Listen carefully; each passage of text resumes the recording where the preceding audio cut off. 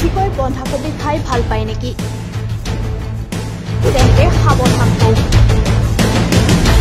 বীজাণুৱে নষ্ট কৰিব পাৰে আপোনাৰ মগজু। আপুনি ভাল পোৱা বন্ধাকবিয়ে বিপদ মাতি আনিব পাৰে আপোনাৰ বাবে।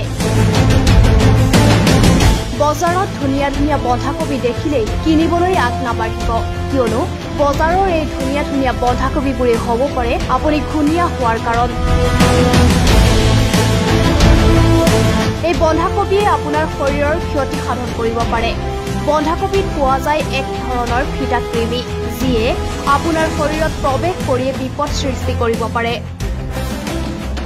বন্ধাকবিত পোৱা এই ভিটাক্ৰিমিয়ে শৰীৰত তেজৰ মাধ্যমেৰে অন্য অংশৰ লগতে মগজুলৈ প্ৰৱেশ কৰিব পাৰে।